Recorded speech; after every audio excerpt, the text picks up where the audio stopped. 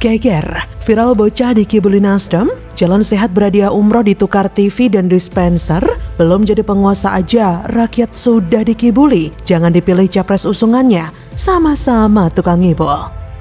Yang utamanya menjalin silaturahmi antar warga sekecamatan Tamalate. Ya, Tamalate ini adalah kampung tua, dulu menjadi wilayah Goa, tahun 71 masuk Makassar, ini tanah para raja.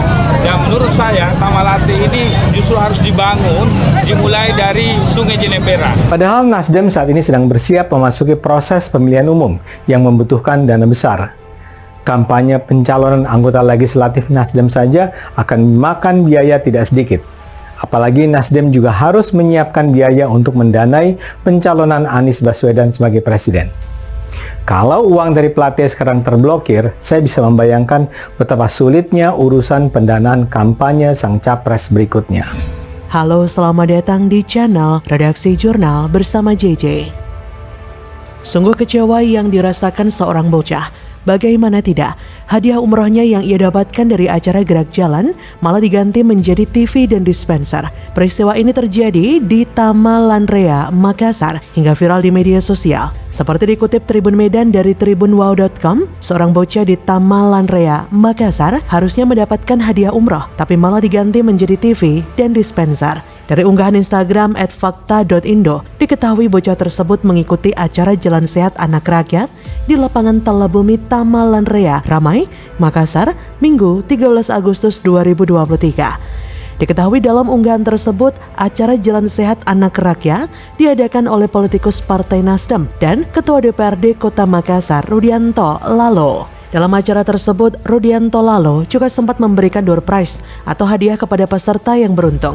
Apabila berhak memenangkan door prize, peserta acara Jalan Sehat tersebut berpeluang mendapatkan umroh hingga motor. Namun, seorang peserta bernama Jos alias Rifki yang berusia 12 tahun memenangkan hadiah umroh harus rela door prize yang ia dapatkan itu dibatalkan secara sepihak oleh panitia ketika berada di atas panggung. Belum cukupnya umur Rifki dan belum memiliki hak pilih pada pemilu 2024 menjadi alasan panitia membatalkan hadiah umroh tersebut. Menyikapi pembatalan hadiah umroh dari Rifki, sang orang tua yaitu Indah Astriani ikut mempertanyakan keputusan sepihak dari panitia acara Jalan Sehat tersebut. Indah menilai panitia acara Nasdem itu tidak adil karena hak yang seharusnya ia dapatkan malah dirampas. Nah, yang seperti ini nih, Jalan Sehat tipu-tipu dari Nasdem. Yang kayak gini nggak bisa dibiarkan.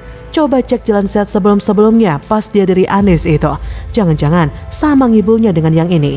Kedoknya aja Jalan Sehat, tapi kini ketahuan jadi ajang mencari atau bisa dibilang menyuap pemilih dengan hadiah menggiurkan. Tapi faktanya malah zong belaga. Rakyat ditipu, rakyat hanya dijadikan umpan untuk menjadi pijakan Anies dan Nasdem untuk menjadi penguasa. Banyak jalan sehat yang dibuat oleh Nasdem yang sebelum-sebelumnya sangat bombastis. Bahkan ada yang hadiahnya mobil dan umroh. Tapi melihat fakta yang sebenarnya seperti ini, yang masyarakat malah ditipu, membuktikan bahwa itu memang disengaja dan memang ada masalah di dalamnya. Apa jangan-jangan ini terjadi karena Johnny Plate ketangkap? Karena pasca Johnny Plate ketangkap, Nasdem jadi sepi dana.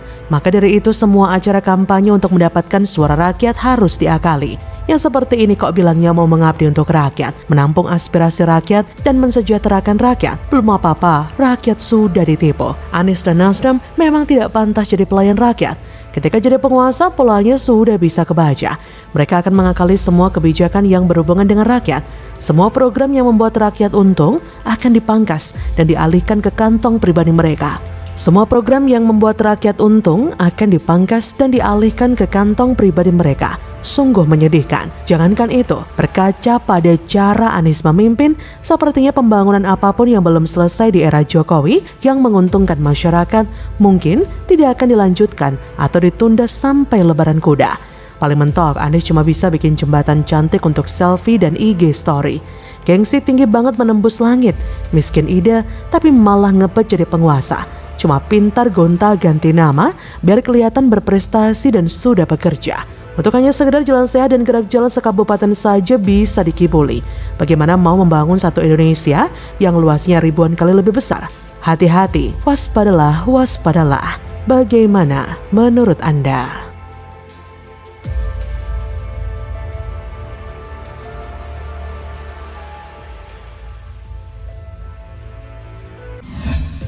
Jepret, Anies kritik pejabat era Jokowi banyak yang rangkap jabatan. Ketahuan TGUPP eranya menjabat, malah rangkap jabatan lalu dapat double gaji pula. Munafik. Republik ini tidak boleh membiarkan ada konflik of interest di tingkat pimpinan-pimpinan. Bahkan kita sering menemukan pejabat dengan begitu banyak tugas menempel pada satu orang. Dan itu meningkatkan inefisiensi dan potensi konflik of interest. Dan Bapak sekalian, kita tahu kalangan dunia usaha tidak menyukai praktek seperti ini. Kalau misalnya yang TGUPP yang rangkap jabatan itu bagaimana Pak? Temuan Komisi E DPRD. Nanti kita lihat secara aturan. Pada pemotongan di anggaran TGUPP kan dari 67 anggota diminta untuk dipotong menjadi 50 dan ada evaluasi gimana? Gini, kenapa pihak oposisi sangat keras pada TGUPP? Karena TGUPP efektif bekerja, membuat program-program gubernur berhasil. Coba bayangkanlah, dan melihat ini semua tentu sangat berbeda jauh jika dibandingkan dengan era Ahok atau Basuki Cahayapurnama ketika beliau ini masih menjabat sebagai Gubernur DKI Jakarta. Ya, kalau di era Ahok ya, tim TGUPP itu dibayar melalui sumber dana operasional gubernur. Jadi bukan dari sumber dana APBD DKI Jakarta seperti di era Anies Baswedan. Ya, selain itu ya, jumlah tim TGUPP DKI Jakarta di era Anies Baswedan ini jauh lebih banyak jika dibandingkan dengan era Ahok. Dan parahnya, rata-rata yang menjadi tim TGUPP itu adalah tim sesnya Anies Baswedan. Strategi seperti itu, dia masuk ke sistem pemerintahan, dia masuk ke sistem anggaran, tiba-tiba dia ada sebagai pelaksana pengawas di yang dari sistem anggaran itu sendiri, yaitu PNUD. Nah, ini kan menjadi konflik interest, konflik kepentingan jadinya konflik interest. Halo, selamat datang di channel Redaksi Jurnal bersama JJ.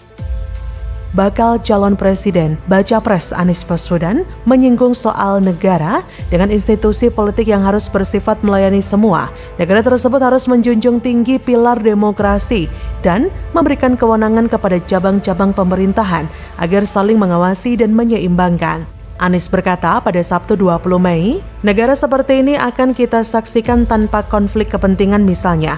Yang seperti ini tidak ada market player sekaligus regulator. Republik ini tidak boleh membiarkan adanya konflik interest di tingkat pimpinan-pimpinan. Bahkan kita sering menemukan pejabat dengan begitu banyak tugas menempel pada satu orang. Dan itu meningkatkan inefisiensi dan potensi konflik of interest. Kalau pedagang saja, jangan pedagang sekaligus pejabat, sekaligus pembuat aturan, apalagi membuat aturan yang terkait dengan perdagangan yang dibuatnya dan tidak kemudian serba rangkap jabatan, apalagi rangkap jabatan yang bertumpuk-tumpuk. Negara demokrasi, kata Anies, harus memastikan meritokrasi berjalan dalam pemerintahan, artinya tidak memberikan keistimewaan pada setiap unsur keluarga meski sedang berada pada lingkaran kekuasaan. Selain itu, Anies menuturkan, negara dengan sistem melayani cenderung menjunjung tinggi tegaknya rule of law. Dengan demikian, yang dilakukan memperkuat cabang-cabang hukum agar independen. Anies berkata, supaya terbebas dari intervensi politik, transparan dalam setiap pengambilan keputusan. Kalau kita saksikan, ini yang harus kita perkuat di Republik ini. Aduh. Bolehkah saya ketawa sebentar? Kenapa saya tertawa?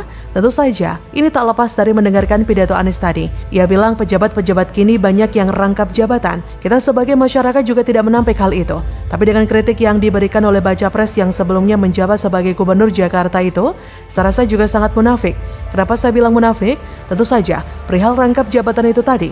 Karena di era Anies menjabat sebagai DKI 1, banyak sekali pejabat pilihannya yang bercokol di TGUPP yang rangkap jabatan. Saya nggak asal ngomong sembarangan ya. Berdasarkan informasi dari laman detik.com pada 2019 silam yang juga sempat viral banget, tim gubernur untuk percepatan pembangunan TGUPP kembali menjadi sorotan setelah ada anggotanya yang rangkap jabatan. Bagi Gubernur DKI Jakarta Anies Baswedan, semuanya dikembalikan ke aturan. Anggota TGUPP yang rangkap jabatan itu adalah Haryadi, Saat rapat Komisi E DPRD DKI Jakarta dengan Dinas Kesehatan, anggota DPRD DKI Jakarta dari fraksi Gerindra, Rani Mauliani dan Yuda Permana, menyadari bahwa Haryadi juga menduduki posisi di Dewan Pengawas salah satu rumah sakit. Setelah itu, Ketua DPRD Prasetyo Edy juga memberikan sorotan yang sama. Politikus PDIP ini mengatakan anggota TGUPP yang rangkap jabatan tentu mendapat gaji double, bahkan bisa jadi temuan BPK. Kata Prasetyo pada 9 Desember 2019 silam, yang dewas dia punya gaji 2 loh, dengan satu APBD itu nggak boleh. Haryadi namanya kalau nggak salah itu gajinya 2. Kalau BPK tahu itu temuan loh, satu orang dapat gaji APBD rangkap. Lalu apa komentar Anies? Kala itu Anies mengaku akan melihat aturan terlebih dahulu. Ia berkata, nanti kita lihat aturan saja, kita lihat aturan. Kala itu pun Anies bahkan punya penilaian tersendiri tentang TGUPP. Menurut Anies, pihak oposisi bersikap terlalu keras kepada TGUPP karena kerjanya bagus. Anies berkata, kini, kenapa posisi sangat keras kepada TGUPP? Karena TGUPP efektif bekerja membuat program gubernur jadi berhasil. Itu hal-hal yang membuat kinerja Pemprov berhasil. Disitulah yang paling banyak dikritik. Justru TGUPP memainkan peran yang sangat instrumental. Karena itu buat saya makin banyak dikritik terkait dengan TGUPP. Berarti kinerjanya mereka semakin dirasakan, kata Anies ngeles. Dasar muka tebal, masih pede membela dan menaikkan derajat anggota TGUPP yang jelas-jelas kinerjanya tidak memuaskan. Anies ini memang terkenal pintar membantah lewat rangkaian kata-kata yang membuai. Bayangkan saja, mereka ini para anggota TGUPP kerja mungkin sangat santai, tapi salah satu anggotanya malah bisa rangkap jabatan, dapat gaji double. Rasanya enak banget ya bisa kerja seperti itu.